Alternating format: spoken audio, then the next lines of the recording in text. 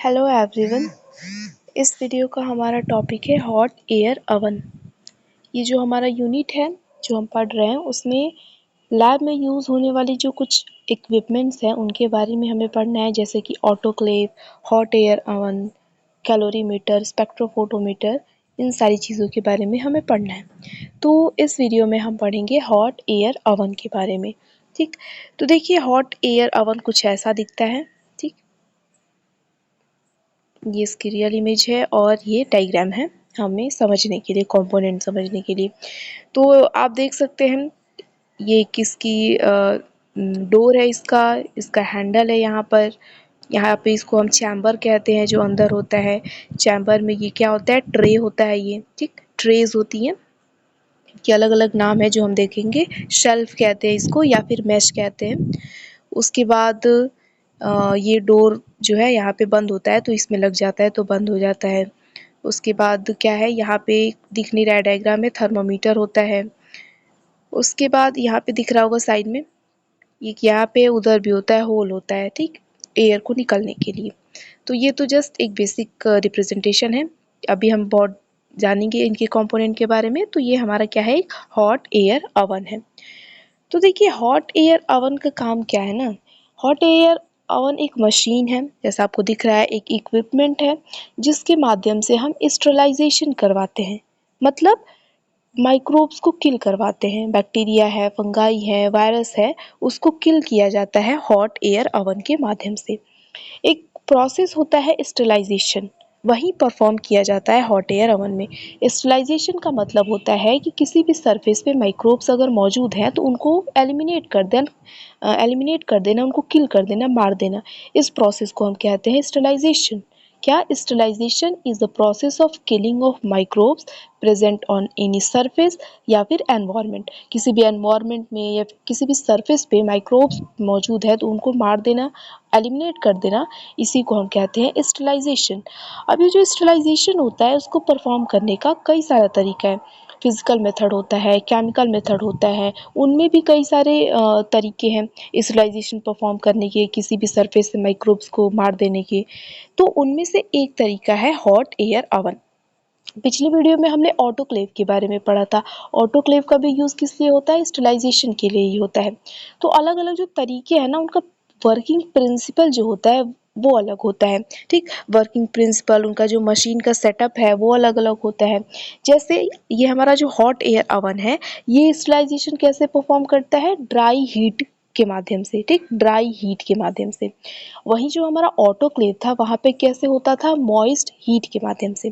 दो चीज़ें आप क्लियर कर लीजिए, ड्राई हीट और मॉइस्ट हीट।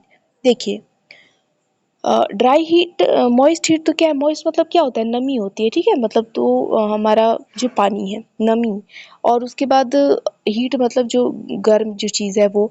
तो वेपर जो होता है ना, मॉइस्ट हीट का एग्जांपल क्या है, वेपर, भाप। अब भाप पे देखिए पानी है तो नमी होगी, और भाप गर्म होके बना है तो वो क्या हो गया, वो मॉइस्ट हीट का एग्जांपल होता है, वेपर का।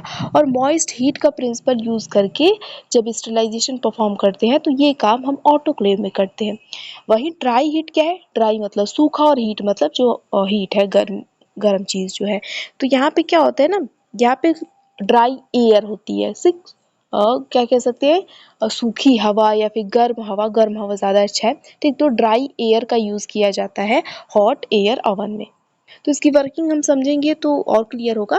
तो यहाँ पे ड्राई हीट और मॉइस्ट हीट के बीच में आप डिफरेंस समझ लीजिए। मॉइस्ट हीट मतलब वेपर, ठीक, क्योंकि उसमें मॉइस्ट भी है और वो हीट भी है, वो गर्म भी है, वेपर गर्म है। ठीक, तो वो मॉइस्ट हीट है, उसका यूज़ होता है ऑटोक्लेव में।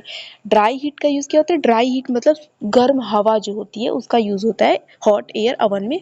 आप इसके नाम से भी समझ सकते हैं ये क्या है, हॉट एयर अवन है। यहाँ पे क्या, गर्म हवा का यूज़ किया जाता है स्टरलाइजेशन करने के लिए।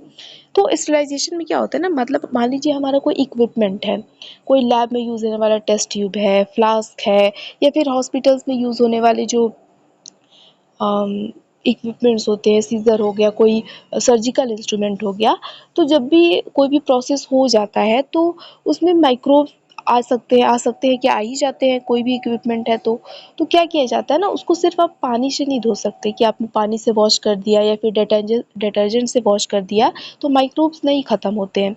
तो उन सरफेसेस से माइक्रोब्स को ख़त्म करने के लिए, हटाने के लिए क्या किया जाता है, स्टरलाइजेशन किया जाता है। ठीक, तो इसीलिए स्टरलाइजेशन की जो डेफिनेशन होती है वो क्या होती है, sterilization is the process of removal या killing of microbes from the surface, या फिर एनवायरनमेंट भी हम कह सकते हैं। तो ये तो हमारी बात हुई स्टरलाइजेशन के बारे में। अब हम बात करते हैं हॉट एयर अवन के बारे में। तो ये दिख रहा होगा आपको हॉट एयर अवन, इसकी रियल इमेज है और ये हमें अलग अलग कंपोनेंट समझने के लिए। तो होता क्या है ना, एक बार सिंपली हम इसका काम देख लेते हैं कि कैसे काम होता है। तो हम क्या करेंगे कि मान लीजिए हमें टेस्ट ट्यूब्स वगैरह हैं, फ्लास्क वगैरह हैं, इन सारी चीज़ों को हमें स्टरलाइज करना है, ठीक है।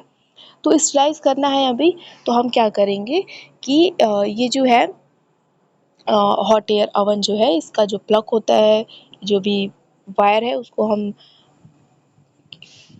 एक हाँ पावर सप्लाई देंगे, ऑन करेंगे, ठीक। उसके बाद क्या होता है ना, यहाँ पे देख सकते हैं आप, मेन स्विच होता है, ठीक। मेन स्विच होता है यहाँ पे ऊपर होगा इस डायग्राम में, मेन स्विच होता है, उसको हम ऑन करेंगे तो हॉट एयर अवन ऑन हो जाता है। उसके बाद फैन होता है इस हॉट एयर अवन में, ठीक, या फिर ब्लोअर कहते हैं, उसको ऑन कर देते हैं। और हीट जनरेशन के लिए यहाँ पे मतलब हीट देने के लिए कॉइल्स लगे हुए होते हैं, इलेक्ट्रिक कॉइल्स लगे होते हैं, जिनको जब हम चालू करते हैं तो हीट जनरेट होती है, ठीक है। तो हीट जनरेट हो जाती है, ब्लोअर लगा हुआ है, पंखा जो है, तो उस हीट को क्या करेगा, पूरे चैम्बर में घुमाएगा हर जगह, ठीक, ताकि इवनली डिस्ट्रीब्यूट हो जाए जो हमारी हीट है। क्या कहा हमने कि हमें मान लीजिए इन सारी चीज़ों को स्टेलाइज करना है हॉट एयर अवन का यूज़ करके। तो इसके लिए हम क्या करेंगे, सबसे पहले तो जो भी इसका केबल वायर होगा आपको यहाँ पे दिख रहा होगा, ठीक, स्विच ऑन करेंगे, वहाँ से मेन सप्लाई ऑन करेंगे, पावर सप्लाई बिजली से ही चलेगा ये, उसको ऑन कर दिया हमने। उसके बाद इसका मेन स्विच होता है, उसको हम ऑन करेंगे तो ये हॉट एयर अवन ऑन हो जाता है। ऑन करने के बाद हम उसकी फ़ैन को, ब्लोअर को ऑन कर देते हैं। ब्लोअर को हमने ऑन कर दिया तो, और उसके बाद जो इलेक्ट्रिक सप्लाई होती है, जो कॉइल होता है हीट जनरेशन के लिए, वो ऑन हो जाती है। तो गर्म कह सकते हैं कि हीट यहाँ पे जनरेट होने लगती है। हवा हमने पंखा कह सकते हैं चला दिया है, तो अब वो हीट क्या करेगा, जो गर्म हवा है, ड्राई एयर है, पूरे चैम्बर में क्या हो जाएगा, फैल जाएगा, इवनली डिस्ट्रीब्यूट हो जाएगा, ठीक। फिर इस दरवाजे को हम बंद कर देंगे और आधे घंटे के लिए छोड़ देंगे। तो होता क्या है इसमें कि हम जब भी हमें स्टरलाइजेशन करना होता है तो अवन को प्री हीट किया जाता है आधे घंटे पहले, ठीक है, आधे घंटे पहले प्री हीट करते हैं, ठीक। उसके बाद हम इस ट्रे को निकालेंगे, ठीक है, शेल्फ भी कहते हैं, मेश भी कहते हैं, निकालेंगे, इस पे अपना जो भी हमारा सामान है स्टरलाइज करने के लिए उसको रखेंगे, फिर बंद कर देंगे, ठीक। और 1 घंटे बाद हम बंद करेंगे हॉट एयर ओवन को और अपने स्टरलाइज सामान निकाल सकते हैं। तो 1 घंटा ये एक जस्ट एग्जांपल है, अलग-अलग टाइमिंग होती है, अलग-अलग टेम्परेचर होता है, इन सारी चीज़ों पे ये परफॉर्म की जाती है। तो ये एक जस्ट एक जनरल ओवरव्यू था पूरा, इसका हम देखेंगे, स्टेप भी देखेंगे, प्रिकॉशन भी देखेंगे, सब कुछ देखेंगे। तो ये बात हुई हॉट एयर ओवन का। यहाँ पे जैसे देखिए नाम लिखा हुआ है यहाँ पे सबका, ये तो डोर है हमारा, ठीक है। उसके बाद एक टाइमर लगा हुआ, ज़्यादा डाल, अच्छा इतना हो गया। टाइमर लगा हुआ होता है, जैसे यहाँ पे आप देख सकती हैं टाइमर होता है इसमें। टाइमर का काम होता है ना कि देखिए जितने भी ना हम हॉट एयर ओवन है, हम यहाँ पे कई सारी चीज़ों को स्टरलाइज़ करते हैं, जैसे कि इक्विपमेंट्स हो गए, ग्लास के सामान हो गए, कुछ केमिकल्स होते हैं, कुछ लिक्विड्स होते हैं, तो उनको भी स्टरलाइज़ करते हैं। तो सबको स्टरलाइज़ करने का टेम्परेचर, टाइमिंग अलग-अलग होती है। मतलब मान लीजिए कि कोई एक हमारा ग्लासवेयर है, वो क्या होता है 2 घंटे में 20 डिग्री सेल्सियस की टेम्परेचर पे वो क्या हो रहा है, स्टरलाइज़ हो जाता है। वहीं कोई केमिकल है, वो 1 घंटे में 50 डिग्री सेल्सियस पे स्टरलाइज़ हो रहा है। तो कहने का क्या मतलब है, अलग-अलग इक्विपमेंट्स के लिए, अलग-अलग चीज़ों के लिए टाइमिंग और टेम्परेचर अलग होता है स्टरलाइज़ेशन का, उतने देर में वो स्टरलाइज़ होती हैं। तो क्या करना पड़ता है, हमें टेम्परेचर और टाइमिंग दोनों को मेंटेन करके रखना होता, उतना सेट करके रखना होता है। तो उसके लिए टाइमर लगा होता है, टाइमर से हम टाइम को सेट कर देंगे, उसके बाद जब वो टाइम पूरा हो जाएगा तो ये ऑटो कट हो जाता है, ठीक है। टेम्परेचर रेगुलेटर नॉब होता है, इससे क्या करते हैं, टेम्परेचर को रेगुलेट करते हैं, हमें जितना टेम्परेचर चाहिए होता है उतना सेट कर देते हैं, ठीक। कि हमें 50 डिग्री सेल्सियस चाहिए है तो हम उतना सेट कर देंगे और टाइमर के माध्यम से हम जो भी 20 मिनट, 30 मिनट, 1 घंटा उसको सेट कर देंगे, ठीक। उतना पूरा होने के बाद ये hot air oven auto cut हो जाएगा। उसके बाद हीट रेगुलेटर नॉब होता है। हीट रेगुलेटर नॉब क्या है, यहाँ पे हम हीट को मेंटेन करके रखते हैं, क्योंकि टेम्परेचर बढ़ेगा, हीट बढ़ेगा, तो उसको मेंटेन किया जाता है इस नॉब से। फिर ये मेन स्विच होता है। उसके बाद टेम्परेचर को मेंटेन देखने के लिए यहाँ पे थर्मोमीटर लगा होता है, ठीक, थर्मोमीटर होता है यहाँ पे। उसके बाद ये एल्युमिनियम ट्रेज होती हैं, ठीक, इसको हम निकाल कर सकते हैं, ऊपर नीचे कर सकते हैं, उस पर अपना जो भी सामान है, टेस्ट ट्यूब है, फ्लास्क वगैरह है, जो भी है वहाँ पे हम रख सकते हैं, ठीक है। उसके बाद ये क्या होता है कि बीच में ये जगह होती है, ठीक, इसको हम डबल वॉल इंसुलेटेड चैम्बर कहते हैं। जैसे आप यहाँ पे देखिए, रियल वाला इमेज कहाँ गया, ये वाला समझ सकते हैं आप, ठीक है। तो ये चीज़ हो गया। तो ये हमारे कंपोनेंट्स हैं एक हॉट एयर अवन के। अब आइए हॉट एयर अवन की बात करते हैं, डेफिनेशन वगैरह देखते हैं। तो सबसे पहले डेफिनेशन की बात करते हैं हॉट एयर अवन की। तो देखिए क्या कहेंगे हम कि hot air oven is an essential laboratory equipment that uses to dry air hot air to sterilize laboratory objects and sample. तो हॉट एयर अवन क्या है, एक बहुत ही ज़रूरी लेबोरेटरी का इक्विपमेंट होता है जो हॉट एयर, ड्राई एयर का यूज़ करता है लेबोरेटरी ऑब्जेक्ट्स को और सैंपल को स्टरलाइज करने के लिए, ठीक, स्टरलाइज करना मतलब उनको माइक्रोब्स फ्री बनाने के लिए, बैक्टीरिया, वायरस, फंगाई फ्री बनाने के लिए हम किसका यूज़ करते हैं, हॉट एयर अवन का, ठीक। और हॉट एयर अवन में भी ड्राई हीट का यूज़ किया जाता है। This type of sterilization is also known as dry heat sterilization. और इसीलिए हम इसको क्या कहते हैं, हॉट एयर अवन से जो स्टरलाइजेशन होती है उसको ड्राई हीट स्टरलाइजेशन भी कहते हैं, क्योंकि यहाँ पे ड्राई हीट का यूज़ किया जाता है। ऐसे ही हम ऑटोक्लेव को मॉइस्ट हीट स्टरलाइजेशन कहते हैं, ठीक। अब नेक्स्ट पॉइंट क्या है इसमें, देखिए कि ये जो हॉट एयर अवन होता है एक टाइप का क्या है, ड्राई हीट स्टरलाइजेशन होता है, जो किस प्रिंसिपल पे काम करता है, हीट कंडक्शन के प्रिंसिपल पे काम करता है, ठीक। जिसमें क्या किया जाता है, जो आर्टिकल से मतलब है जो भी ऑब्जेक्ट हम स्टरलाइज करना चाहते हैं वो क्या होता है, लेयर बाय लेयर स्टरलाइज होता है। सरफेस से शुरू होती है स्टरलाइजेशन और सेंटर पर ख़त्म होती है, मतलब सेंटर की तरफ बढ़ती है। तो क्या कहने का मतलब है कि ये जो हॉट एयर अवन है वो किस प्रिंसिपल पे काम करता है, ड्राई हीट के प्रिंसिपल पे काम करता है, हीट कंडक्शन के प्रिंसिपल पे काम करता है। तो कंडक्शन में क्या होता है, हीट ट्रांसफ़र होती है, कह सकते हैं हम, एक ऑब्जेक्ट से दूसरे ऑब्जेक्ट में ट्रांसफ़र होता है हीट। तो यहाँ पे क्या होता है कि मान लीजिए कि ये हमारा टेस्ट ट्यूब है और यहाँ पे ड्राई हीट मॉलिक्यूल है, ठीक है, ब्लू कलर वाला ड्राई हीट मॉलिक्यूल है। तो ये मॉलिक्यूल जैसे ही इस पे टकराएगा तो क्या करेगा, जो भी माइक्रोब वहाँ पे मौजूद है पहले तो सरफेस पे जाएगा, ठीक है, इस टेस्ट ट्यूब की सरफेस पे जाएगा, सरफेस से स्टरलाइजेशन शुरू करेगा, फिर माइक्रोब से अंदर जाएगा और उसको ख़त्म कर देगा। तो इसीलिए ये क्या होता है, ये हॉट एयर अवन क्या करता है, layer by layer sterilization perform करता है और सरफेस से शुरू होती है और सेंटर की तरफ बढ़ता रहता है।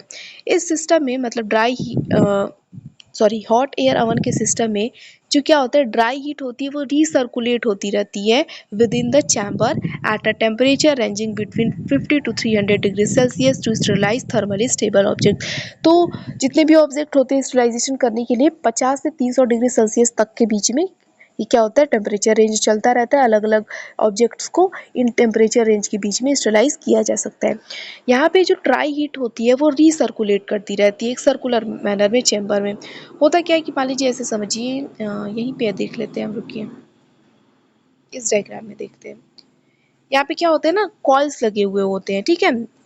यहाँ पे इस डायग्राम में नहीं दिखा सकते हम, कॉइल्स लगे होते हैं जो क्या करते हैं, हीट को जनरेट करते हैं, ठीक। यहाँ पे मान लीजिए कि एयर का इनलेट होता है, हवा आई यहाँ से, मान लीजिए, ठीक, हवा आई और कॉइल्स को मतलब जैसे ही हॉट एयर ओवन को ऑन किया गया तो हीट जनरेट हो गई, तो एयर गर्म हो जाती है, हॉट एयर हो जाती है वो एयर। तो यहाँ से क्या होता है, और हमने यहाँ पे अपना सामान जो भी था वो रखा हुआ है, ठीक है, स्टरलाइज करने के लिए। तो ये एयर ऊपर जाती है, ठीक, साइड से भी जाती है, ऊपर जाती है और ऊपर जाके क्या होता है, फिर नीचे आ जाती है। जैसे ही चैम्बर के सरफेस से टकराती है, जैसे इस डायग्राम में देखिए ऐसे टकराएगी इसकी चैम्बर से तो नीचे आ जाती है, ठीक है, नीचे आ जाती है। तो ये क्या होता है ना, एक सर्कुलेशन चलता रहता है, ऐसे ऐसे फिर ऐसे चलता रहता है। तो सर्कुलर मैनर में ये जो ड्राई हीट होती है वो हॉट एयर ओवन में सर्कुलेट करती रहती है। यही चीज़ यहाँ पे लिखी गई है। अब नेक्स्ट पॉइंट क्या कहा गया है इसमें कि A hot air oven makes the use of dry heat to oxidize the cellular components of the microorganisms and their spores to kill them. अब ये जो हॉट एयर ओवन है ना, ये क्या करता है, ड्राई हीट को यूज करके जो सेलुलर कंपोनेंट्स होते हैं माइक्रोब्स के, उसको ऑक्सीडाइज कर देता है, ठीक, जिससे उस माइक्रोब्स की, उनके स्पोर्स की डेथ हो जाती है। और हम यही तो चाहते हैं, हमें क्या करना है, उस सरफेस से मॉलिक्यूल जो माइक्रो ऑर्गेनिज्म है उनको मार देना है। तो हॉट एयर ओवन में क्या होता है ना कि ये हॉट एयर उस माइक्रोब्स की, मान लीजिए बैक्टीरिया है तो उस बैक्टीरिया के सेलुलर कंपोनेंट, जो भी सेल में उसके कंपोनेंट हैं या वायरस हैं, उसके कंपोनेंट को जाके ऑक्सीडाइज कर देती है और वो माइक्रो ऑर्गेनिज्म मर जाता है, ठीक। और वो माइक्रो ऑर्गेनिज्म मर जाएगा तो हमारा जो ऑब्जेक्ट है जिसको हम स्टरलाइज करना चाहते हैं वो माइक्रो फ्री हो जाएगा, वो स्टरलाइज हो जाएगा, ठीक। A hot air oven is another way of sterilizing articles like glassware, metal, surgical equipments, powders, etc. तो हॉट एयर ओवन में क्या क्या चीज़ें स्टरलाइज की जाती हैं, ग्लासवेयर, मेटल हो गया, सर्जिकल इक्विपमेंट हो गए, पाउडर्स हो गए, कुछ केमिकल्स होते हैं, इन सारी चीज़ों को हॉट एयर ओवन में स्टरलाइज किया जाता है, ठीक। अब नेक्स्ट पॉइंट ये चीज़ है ना कि इफ़ेक्टिव स्टरलाइजेशन होने के लिए, मतलब एक एक्यूरेट बढ़िया सी स्टरलाइजेशन हो, पूरी तरीके से माइक्रोब्स ख़त्म हो जाए उस सरफेस से, तो ये चीज़ तभी हो पाएगी जब टेम्परेचर और जो टाइम है वो ढंग से सेलेक्ट किया जाए, ढंग से मतलब प्रॉपर तरीके से सेलेक्ट किया जाए, ठीक। क्योंकि मान लीजिए अलग अलग माइक्रोब्स भी हैं, बैक्टीरिया है तो बैक्टीरिया में भी कई सारी स्पीशीज़ है, फंगस लगा हुआ है तो फंगस में भी कई सारी स्पीशीज़ है। तो सबका हीट टॉलरेट करने का, टेम्परेचर टॉलरेट करने का जो क्षमता है, कैपेसिटी है, वो सबका अलग अलग है। कुछ बैक्टीरिया है कि बहुत ज़्यादा टेम्परेचर पे भी सर्वाइव करती है, उन पर कुछ असर ही नहीं होता हाई टेम्परेचर का। कुछ बैक्टीरिया है कि उतना टेम्परेचर, नॉर्मल टेम्परेचर पे भी डेड कर सकती हैं। तो क्या होता है ना कि टेम्परेचर और टाइम दोनों को मेंटेन करके रखना पड़ता है। जैसे कि कोई बैक्टीरिया है वो 90 डिग्री सेल्सियस पे हमने 30 मिनट के लिए रखा हुआ है, 90 डिग्री सेल्सियस पे मर जाती है, ठीक। तो हमें ये टेम्परेचर और ये टाइमिंग मेंटेन करके रखनी होगी, तभी इफ़ेक्टिव स्टरलाइजेशन होगा। तो एक इफ़ेक्टिव स्टरलाइजेशन होने के लिए टेम्परेचर और टाइमिंग दोनों को क्या करना पड़ता है, मेंटेन करके रखना पड़ता है, ठीक है। इसके अलावा जो अगर हम मटेरियल भी यूज़ कर रहे हैं अलग अलग, तो उनका भी जो प्रॉपर टाइमिंग होगा और टेम्परेचर होना चाहिए स्टरलाइजेशन के लिए, वो सारी चीज़ें मेंटेन करके रखनी होती है। तो जो कॉमनली यूज टेम्परेचर और टाइम है ना, वो क्या क्या होते हैं, वो वैसे तो बहुत है, अलग अलग होंगे, लेकिन जो कॉमनली है वो क्या है कि 170 डिग्री सेल्सियस और 30 मिनट, 30 मिनट टाइमिंग सेट कीजिए और 170 डिग्री सेल्सियस है, ये कॉमनली यूज्ड है, ठीक है। कुछ एग्जांपल हैं बस। फिर 1 घंटे के लिए 60 मिनट के लिए 160 डिग्री पे छोड़ दिया जाता है। फिर 150 मिनट 150 डिग्री। तो कुछ क्या है, ऐसे मेंटेन करके रखना होता है। अब आइए देखिए कंपोनेंट की हम बात करते हैं कि हॉट एयर ओवन के कंपोनेंट क्या क्या है, क्या क्या चीज़ें उसमें मौजूद होती हैं, उसके पार्ट्स क्या क्या है। तो देखिए जो कंपोनेंट है ना हॉट एयर ओवन का, कौन सा लूँ मैं, उसको हम दो पार्ट में डिवाइड कर सकते हैं, मैकेनिकल कंपोनेंट और इलेक्ट्रिकल कंपोनेंट। तो मैकेनिकल कंपोनेंट में कोट आ गया या फिर कैबिनेट है, fibre glass, chamber, shelf, mess जिसको हम कहते हैं, मोटोराइज फैन या ब्लोअर होता है और डोर होता है। वही इलेक्ट्रिकल में क्या होता है, पावर सप्लाई होगी, हीटर होता है हॉट एयर जनरेट करने के लिए, थर्मोस्टेट होता है, temperature indicator, timer, control panel, ये सारी चीज़ें होती हैं। तो इन्हीं को हमें एक एक करके देखना है। मैकेनिकल की बात करते हैं सबसे पहले, तो ये कोट कैबिनेट क्या है, कोट कैबिनेट मतलब बेसिकली जो इसका है ना बॉडी ऊपर का, बाहर का जो उसका हिस्सा है उसको हम कोट कैबिनेट कहते हैं। जैसे ये वाला जो है ना, ये, तो ये जो जो चीज़ें हैं बाहर से जो भी बना हुआ है हमारा ओवन, उसका जो बाहर चीज़ से बना हुआ उसको कोट या कैबिनेट कहते हैं। तो सबसे पहले कोट कैबिनेट इसमें पहले डिस्कस कर लेते हैं, ठीक। तो देखिए कोट कैबिनेट बाहर वाला हिस्सा जो भी है हमारा वो हो गया, ठीक है, बाहर वाला हिस्सा हो गया। इसके बाद फाइबर ग्लास क्या होती है, तो फाइबर ग्लास इनके बीच में जो जगह होती है ना, आउटर कैबिनेट और इनर चैम्बर, जैसे कि ये चैम्बर है हमारा, ठीक है, और कैबिनेट हमने कहा कि जो बाहर वाला जो हिस्सा है, तो इनके बीच में ना एक सबस्टांस फाइबर वूल भरा हुआ होता है, फाइबर ग्लास वो भरा हुआ होता है, तो वो होता है चैम्बर है, ये हमारा चैम्बर है। ठीक। सेल्फ मेश इसको कहते हैं, ये जो है ना प्लेट्स जो है इनको सेल्फ कहते हैं या फिर मेश कहते हैं। फैन ब्लोअर लगा हुआ होता है, ये डोर है ही, ये आपको दिख रहा होगा। फिर इसमें क्या है, पावर सप्लाई होती है, जो भी हमारा स्विच होगा वो होगा। हीटर होता है, यहाँ पे नीचे कॉइल होते हैं वो। थर्मोस्टेट होता है, टेम्परेचर इंडिकेटर होता है। उसके बाद कंट्रोल पैनल, ये है बेसिकली कंट्रोल पैनल में जो अलग अलग स्विचेस वगैरह है वो होती हैं। तो ये एक को हम डिस्कस करते हैं। सबसे पहले आते हैं कोट या कैबिनेट पे। तो कोट या कैबिनेट क्या है, जो एक्सटर्नल शील्ड है जिस चीज से बनी हुई है हमारी ये हॉट अवन, उसको कहते हैं। तो external shield is built of aluminium और स्टेनलेस स्टील। तो ये जो बाहर का कवरिंग है ना इसका हॉट एयर ओवन का, वो या तो एल्युमिनियम का बना होता है या फिर स्टेनलेस स्टील का बना हुआ होता है। और इसका फायदा ये होता है कि शॉक वगैरह को रोकता है और ऑक्सीडेशन को रोकता है। ठीक। इसके अलावा जो इंटरनल एनवायरनमेंट का जो हीट जनरेट हुआ है उसको बाहर जाने से रोकता है। ठीक है, हीट लॉस को रोकता है ये जो एल्युमिनियम से पूरा जो कवर है उसका ना वो। उसके बाद फाइबर ग्लास। तो फाइबर ग्लास क्या होता है ना, आउटर कैबिनेट और इनर चैम्बर के बीच में जो भी जगह है वो फाइबर ग्लास से भरी हुई होती है। ये थिक ग्लास वूल होती है। ठीक। तो अब ये फाइबर ग्लास भी ना दो तरीके के होते हैं। एक होता है ब्राउन फाइबर ग्लास और एक होता है येलो फाइबर ग्लास। और इनका काम होता है कि हीट लॉस को प्रिवेंट करना। ठीक है, जो भी हीट है वो अंदर ही रहे, बाहर ना जाए। अब एक इम्पॉर्टेंट चीज़ ये है ना कि ये जो फाइबर ग्लास है ना बड़ी खतरनाक चीज़ है। ठीक। उसमें भी ये जो येलो फाइबर ग्लास होती है ना वो बहुत खतरनाक होती है। इनसे क्या होता है कि जो ब्राउन ग्लास होता है ना, ब्राउन फाइबर ग्लास, वो रेस्पिरेटरी सिस्टम में इन्फ्लेमेशन कॉज करवा देता है। और वहीं जो येलो ग्लास होती है ना वो स्किन सेंसिटिविटी करवा देती है। ठीक। तो ये सारे क्या है, कुछ हेल्थ पे इफेक्ट भी डालते हैं, नेगेटिव इफेक्ट डालते हैं। इसीलिए जब भी यूज़ किया जाता है हॉट एयर ओवन का, ये कहा जाता है कि आपको ग्लव्स यूज़ करने हैं। ठीक है, ग्लव्स के साथ ही जो भी काम करना है आप करिए। तो ये फाइबर ग्लास हो गया। उसके बाद चैम्बर। चैम्बर मतलब जो हमारा ये वाला है वो चैम्बर है। तो इसमें क्या होता है, the rectangular shaped chamber is made up of aluminium और स्टेनलेस स्टील। तो ये जो चैम्बर होती है वो भी या तो एल्युमिनियम या फिर स्टेनलेस स्टील की बनी हुई होती है। और उसमें क्या होता है, which have space for ribs to keep shelves at the desired level. तो शेल्फ की रखने की इसमें जगह होती है। चैम्बर में हम क्या करते हैं, शेल्फ्स को रखते हैं, जो हमारी प्लेट्स हैं उनको रखते हैं। उसके बाद शेल्फ या मेश। तो ये क्या होता है, ये ऑब्जेक्ट होल्डिंग प्लेट होती है and are made of aluminium. ये एल्युमिनियम की बनी होती है और इसी पे हम अपना जो भी सामान है उसको रखते हैं, जिसको स्टरलाइज करना है उसको रखते हैं। तो depending upon the number and size of object as well oven capacity, their number में वेरी। तो ओवन जो है वो बहुत बड़ा है या छोटा है, किस पर्पज़ के लिए यूज़ किया जा रहा है, कैसे ऑब्जेक्ट को स्टरलाइज करने के लिए यूज़ किया जा रहा है, इस बेसिस पे जो सेल्फ का नंबर है ना और जो उनकी कैपेसिटी है वो वेरी करता रहता है। ठीक है, किसी में 4 हो सकता है, किसी में 10 भी हो सकता है, किसी में 2 हो सकता है। तो ये क्या है, वेरी करता रहता है। सेल्फ मतलब जो प्लेट्स हैं जिस पे हम अपना सामान रखेंगे। ठीक। तो when they are placed on the rib, the movement of air is facilitated by lifting some areas। तो क्या होता है कि उनके बीच में ना सेल्फ जो होती है उनमें पोर होते हैं। ठीक।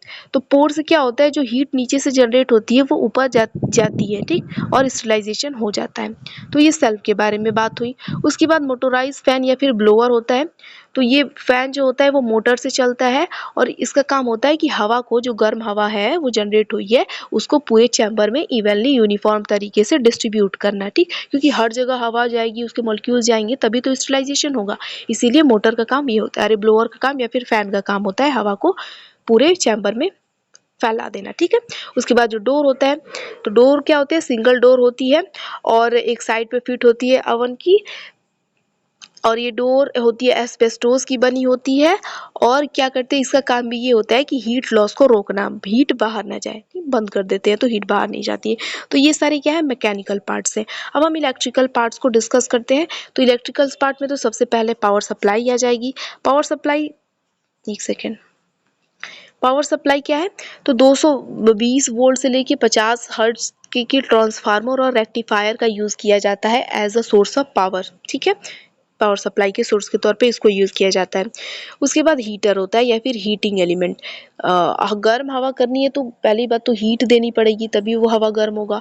तो इलेक्ट्रिकल कॉइल्स होते हैं जो इंस्ट्रूमेंट के ना, जो ओवन हो ना उसके बॉटम पे लगे हुए होते हैं, इलेक्ट्रिकल कॉइल्स होते हैं, बॉटम पे लगे हुए होते हैं, और ये क्या करते हैं, अपवर्ड मूवमेंट करवाते हैं, हवा को ऊपर की तरफ भेजते हैं। तो ये हीटर या फिर हीटिंग एलिमेंट हो गया। उसके बाद थर्मोस्टेट होता है। तो ये क्या होता है ना, टॉप पे प्रेजेंट होता है, ओवन के टॉप पे प्रेजेंट होता है, और इसका एक हिस्सा इनसाइड द ओवन होता है। मतलब मान लीजिए ये पूरा हमारा ओवन है, तो इसके टॉप पे होता है, और एक हिस्सा ना इसका ओवन के ऊपर है, और एक हिस्सा नीचे होता है, ओवन के अंदर होता है मतलब। तो इसका काम है ना कि जो टेम्परेचर है, अंदर जो टेम्परेचर है उसको क्या करना, मेंटेन करना, ठीक है, चेक करना कि हाँ सही से है ना टेम्परेचर, इसको चेक करना थर्मोस्टेट का काम होता है। उसके बाद है टेम्परेचर इंडिकेटर।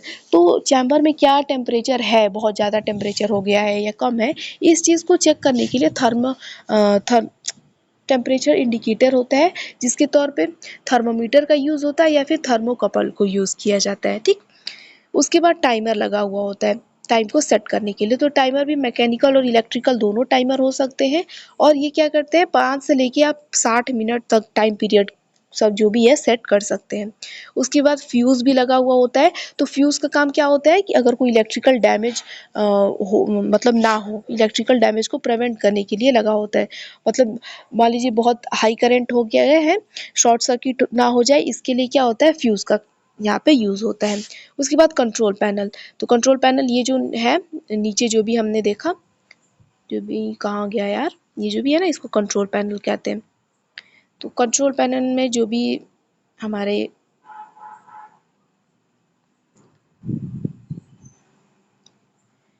तो देखिए, it is the reason that allows the user to control different parameter. तो जो अलग अलग पैरामीटर है, जैसे टाइमर हो गया, टेम्परेचर हो गया, क्या था, मेन जो स्विच है, ये सारी चीज़ें कहाँ होती है, कंट्रोल पैनल में होती है, ठीक। और इसके पास एक इंडिकेटर पावर लैम्प भी होता है, usually green indicator heater lamp होता है, यूजली रेड, और स्विच नॉब होता है। तो एक पावर लैंप होता है जिसको आप ऑन करेंगे, पावर को ऑन करेंगे तो ग्रीन जलेगा, मतलब ओवन ऑन हो गया है, और हीटर लैंप जब आप ऑन करते हैं तो रेड जलता है, ठीक है। और स्विच नॉब होता है। तो ये सारी चीज़ें कंट्रोल पैनल में होती हैं। तो ये हमारा हो गया कि क्या क्या पार्ट्स होते हैं एक हॉट एयर ओवन में। अब हम बात करते हैं कि प्रिंसिपल क्या है और वर्किंग क्या है हॉट एयर ओवन की, कैसे काम होता है। तो देखिए, जो वर्किंग है हॉट एयर ओवन की ना, वो बेस्ड है ड्राई हीट स्टरलाइजेशन के प्रिंसिपल पे। तो ये तो हमने डिस्कस किया, क्या ड्राई हीट डिस्टिलाइजेशन के प्रिंसिपल पे बेस है। ड्राई हीट मतलब जो हवा, गर्म हवा है, उसके प्रिंसिपल पे ये काम करता है। It makes the use of hot air to kill the micro organism और टू स्टरलाइज वेरियस इक्विपमेंट। तो हॉट एयर जो है ओवन है, वो हॉट एयर का यूज़ करती है माइक्रो ऑर्गेनिज्म को किल करने के लिए या फिर इक्विपमेंट्स को स्टरलाइज करने के लिए। अब नेक्स्ट पॉइंट क्या है कि जो हीट जनरेट होती है चैम्बर में, हीट जनरेट करने के लिए क्या है, हम पावर सप्लाई ऑन करेंगे, हीटर एलिमेंट लगा हुआ है, उससे क्या होगी, हीट जनरेट हो जाएगी। तो जो हीट जनरेट होता है चैम्बर में, वो क्या करता है, वो इस तरीके से ट्रैवल करता है ऊपर की तरफ, ठीक है। और हमारी जो भी है सेल्फ होती है, वो क्या होती है, परफोरेटेड होती है, तो ऊपर जो है उसमें से घुस जाता है, ठीक, एयर, और जो भी स्टरलाइज करना होता है तो वो हो जाता है।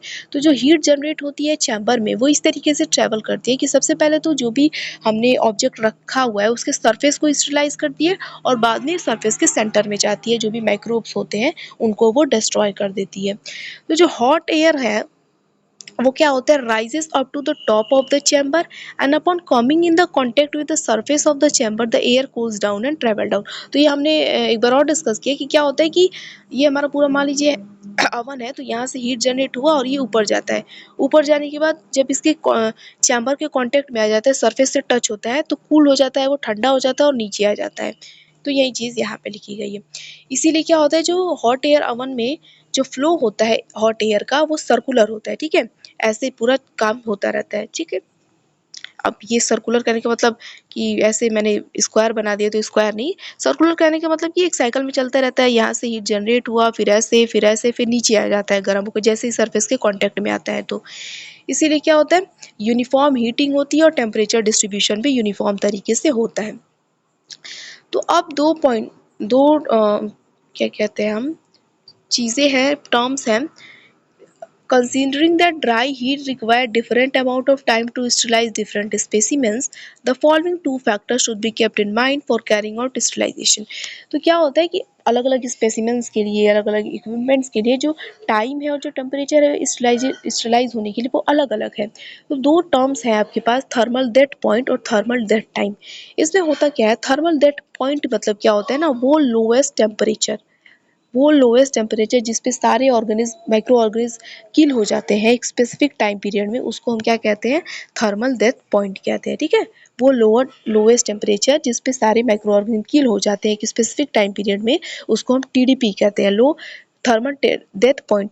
और थर्मल डेथ टाइम क्या है, तो वो मिनिमम टाइम, जितना वो सबसे कम टाइम जिसमें सारे माइक्रो ऑर्गेनिज्म एक स्पेसिफिक टेम्परेचर पर किल हो जाते हैं, उसको हम थर्मल डेथ टाइम कहते हैं। तो ये दो टर्म्स हैं। तो अब क्या होता है कि अलग अलग ऑर्गेनिज्म का क्या है, अलग अलग थर्मल डेथ पॉइंट होता है और थर्मल डेथ टाइम होता है। ठीक, और ये अलग अलग स्पीशीज पे भी वेरी करता रहता है।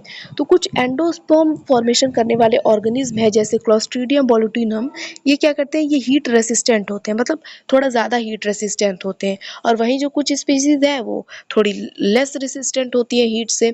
तो इनका क्या होता है ना कि जो ड्राई हीट होता है वो माइक्रो ऑर्गेनिज्म को कैसे किल करता है, ऑक्सीडाइज जो भी सेलुलर कंपोनेंट्स होते हैं या तो उनको डीनेचर कर देता है या फिर उनको ऑक्सीडाइज कर देता है और वो मर जाते हैं। ठीक है, thus while operating a dry heat sterilizer we must consider the two factors like holding time of the microorganism and optimum temperature to kill them। तो ये हमने पहले भी डिस्कस किया है कि टाइम जो है और टेम्परेचर दोनों को मेंटेन करके रखना पड़ता है। यहाँ पे एक टेबल दिया गया है, तो इसमें क्या है ना कि कुछ स्टैंडर्ड टाइम और क्या कहते हैं, टेम्परेचर है जिस पे काम किया जाता है। जैसे कि 180 डिग्री सेल्सियस पे क्या होता है, 20 मिनट टाइम सेट किया जाता है और 180 डिग्री सेल्सियस टेम्परेचर होता है। 40 मिनट टाइम सेट किया जाता है तो 170 डिग्री टेम्परेचर सेट होता है। 60 मिनट होता है तो 160, और 150 पर 150। ठीक, तो ये होता है। अब है कि हॉट एयर अवन को कैसे ऑपरेट करते हैं, तो उसका स्टेप है यहाँ पे दिया गया। तो सबसे पहले तो जो अवन होता है उसको प्लग किया जाता है सॉकेट में और स्विच को ऑन कर दिया जाता है। अवन को 30 मिनट के लिए प्री हीट किया जाता है। जो भी हमें स्टरलाइज करना है सामान को, उसको ट्रे में रखने से पहले अवन को 30 मिनट के लिए 30 मिनट पहले प्री हीट किया जाता है। ठीक है, अब जो टेम्परेचर जो सेट करने वाला जो भी सिस्टम है उसे हम क्या करते हैं, डिज़ायर्ड टाइम सेट कर देते हैं, टेम्परेचर सेट कर देते हैं। उसके बाद जो भी आइटम्स है, जो भी हम स्टरलाइज करना चाहते हैं ऑब्जेक्ट को, उसको सेल्स में लोड कर दिया जाता है। और ये बात ध्यान रखनी चाहिए कि बहुत खचपच नहीं करनी चाहिए। ठीक, आराम से एक स्पेसिंग करके जगह जगह छोड़ कर ही सामान को रखना होता है। ठीक, ताकि सर्कुलेशन बढ़िया से हो, हीट का सर्कुलेशन बढ़िया से हो। उसके बाद हम उसको रख देंगे, डोर को क्लोज कर दिया जाएगा और क्या होगा, डोर क्लोज कर देंगे, हीटेड एलिमेंट से हीट प्रोवाइड करा दिया गया है तो टेम्परेचर राइज होने लगेगा। ठीक, तो राइज होने के बाद क्या है, थर्मोमीटर की मदद से टेम्परेचर को, डिज़ायर्ड टेम्परेचर जब अचीव हो जाता है तो हम देखते रहते हैं टेम्परेचर की मदद से, थर्मोमीटर की मदद से। तो उसके बाद स्विच ऑफ कर दिया जाता है अवन को, और टेम्परेचर होल्डिंग पीरियड जब सारा स्टरलाइजेशन प्रोसेस वगैरह हो जाता है तो अवन मिट्स या फिर टोंग की मदद से हम प्लेट्स को बाहर निकालते हैं और अपने सामान जो भी हमने रखा था स्टरलाइज होने के लिए उसको बाहर निकाल देते हैं। फिर डोर को बंद कर दिया जाता है और जो भी हमारा सैंपल उसको निकाल लेते हैं और डोर को बंद कर देते हैं। ठीक, तो ये पूरा इसका स्टेप होता है ऑपरेट करने का। अब हम देखते हैं इसके एप्लीकेशंस क्या होते हैं हॉट एयर अवन के। तो हॉट एयर अवन का यूज़ किया जाता है हीट स्टेबल ग्लास ऑब्जेक्ट, मतलब ऐसे ग्लास ऑब्जेक्ट जो हीट स्टेबल है उनको स्टरलाइज करने के लिए, जैसे कि फ्लास्क हो गया, pipette, petri plate, test tube, इन सारी चीज़ों को स्टरलाइज करने के लिए। इसके अलावा मेटल आइटम जैसे कि सीजर, फॉरसेप्स, स्पैचुला, स्कैल्पेल, इन सारी चीज़ों को भी स्टरलाइज करने के लिए यूज़ होता है। नॉन वोलेटाइल कंपाउंड, मतलब ऐसे कंपाउंड जो इवेपोरेट नहीं होते हैं, उनको भी स्टरलाइज करने के लिए हॉट एयर अवन का यूज़ होता है, जैसे कि सल्फोनामाइड, जिंक और स्टार्च पाउडर, इन सारी पाउडर्स को स्टरलाइज करने के लिए भी हॉट एयर अवन का यूज़ होता है। इसके अलावा हॉट एयर अवन का यूज़ बेकरिंग में, क्योरिंग में, ड्राइंग में, एनीलिंग में, इन सारी जगहों पे इसका यूज़ होता है किसी भी मॉइस्चर कंटेंट को, नमी को रिमूव करने के लिए। रिसर्च बेस्ड जो भी ऑपरेशंस होते हैं लाइफ साइंस के क्षेत्र में, वहाँ पे हर जगह हॉट एयर अवन का यूज़ होता है। एडवांटेज और डिसएडवांटेज की बात करते हैं तो पहले देखते हैं कि एडवांटेज क्या है हॉट एयर अवन का। तो देखिए, it does not require water. Autoclave की तरह यहाँ पे वाटर की कोई ज़रूरत नहीं होती है। ठीक, हॉट एयर से ही काम चल जाता है। इकोनॉमिकल है, मतलब थोड़ा सस्ता भी है और इसको ऑपरेट करना भी ईजी होता है। हाई टेम्परेचर पे भी ये फंक्शन कर सकता है और ऑटोक्लेव से जल्दी काम करता है। साइज में छोटा होता है और कन्वीनियंट होता है, हम इस पे आसानी से काम कर सकते हैं। उसके बाद क्या इसका फ़ायदा है कि जो ड्राई हीट होती है उससे क्या होता है ना, जो भी मेटल्स हैं या कोई शार्प मटेरियल है तो वो कोरोड नहीं करता है, ये कोरोजन नहीं होती है उससे। इसके बाद कि प्रेशर बिल्ट भी बहुत इसमें कम होता है। ऑटोक्लेव में तो प्रेशर का खतरा होता है कि फट भी सकता है, लेकिन यहाँ पे ऐसा कुछ नहीं होता है। तो सेफ्टी होती है ऑपरेशन के दौरान, मतलब जो हम काम करते हैं तो। इसके बाद क्या है कि ये नॉन टॉक्सिक है, ठीक, टॉक्सिसिटी नहीं होती है, हार्मफुल केमिकल कुछ रिलीज नहीं होते हैं यहाँ पे, ठीक। उसके बाद जो ड्राई हीट है वो क्या करती है ना, जो भी ऑब्जेक्ट है थिक ऑब्जेक्ट्स में भी बहुत डीपली अंदर तक जा सकती है और माइक्रोब्स को मार सकती है। तो बहुत ही इन डेप्थ, मतलब बहुत बढ़िया से स्टरलाइजेशन होता है। तो ये सारे इसके कुछ फ़ायदे हैं। अब लिमिटेशंस की भी बात करते हैं कि क्या इसकी कुछ कमियां हैं। तो देखिए, जो ड्राई हीट स्टरलाइजेशन है ना, इसका सबसे बड़ा मतलब एक सिग्निफिकेंट ड्रॉबैक ये है ना कि ये हीट रेजिस्टेंट जो भी एंडोस्पोर है या फिर जो माइक्रोब्स हैं उनको नहीं मार सकता, जैसे कि प्रायंस। ये सब क्या है, हीट स्टेबल है, ठीक है, हीट रेसिस्टेंस है, इन पे हीट का कोई असर नहीं होता। तो अगर ये माइक्रोब किसी ऑब्जेक्ट पर है तो हम उसको नहीं मार सकते। इसके अलावा क्या है कि ये हर तरह के आइटम्स को स्टरलाइज करने के लिए सूटेबल नहीं है। हम हॉट एयर ओवन में रबर के आइटम्स को, प्लास्टिक, सर्जिकल ड्रेसिंग आइटम्स को हम स्टरलाइज नहीं कर सकते हैं, क्योंकि इनकी लो मेल्टिंग पॉइंट बहुत ही लो होती है, ठीक, मेल्ट कर जाएंगे ये सब। उसके बाद जो हीट पेनिट्रेशन कैपेसिटी है और माइक्रो ऑर्गेनिज्म को मारने की जो कैपेसिटी है हॉट एयर ओवन की, वो स्लो होती है ऑटोक्लेव के मुकाबले, ठीक। ऑटोक्लेव में ये काम थोड़ा और अच्छे से होता है। और ये जो ड्राई हीट है वो हर तरह के इक्विपमेंट के लिए सूटेबल नहीं है, तो इसी पॉइंट में हमने डिस्कस कर लिया। तो ये सारी कुछ इसके लिमिटेशंस हैं। अब देखिए, हमने सब डिस्कस कर लिया कि क्या कैसे ऑपरेट करते हैं, वर्किंग प्रिंसिपल क्या है, सब कुछ कंपोनेंट वगैरह सब। अब प्रिकॉशन भी आपको ध्यान रखने की, जब भी आप हॉट एयर ओवन का यूज़ करें तो क्या क्या आपको सावधानियाँ बरतनी है, क्या क्या चीज़ें ध्यान रखनी है। तो देखिए, only materials that are compatible with dry heat sterilization should be use. तो पहली बात तो ड्राई हीट स्टरलाइजेशन के लिए जो चीज़ें कंपेटिबल है, जिसका हम यूज़ कर सकते हैं, हमें सिर्फ उसी का यूज़ करना है। जैसे रबर वगैरह हो गया, इन सब चीज़ों का हमें यूज़ नहीं करना है, ठीक। कंबस्टिबल आइटम्स का बिल्कुल भी यूज़ नहीं करना है, ठीक है, हॉट एयर ओवन में। मतलब ऐसे आइटम जो आग पकड़ सकते हैं उनका यूज़ नहीं करना है, क्योंकि आप पहले ही हीट एयर उसको दे रहे हैं, इलेक्ट्रिसिटी भी वहाँ पे मौजूद है, तो आग वाग लग सकती है। तो ऐसे सब्सटेंसेस का नहीं यूज़ होता है।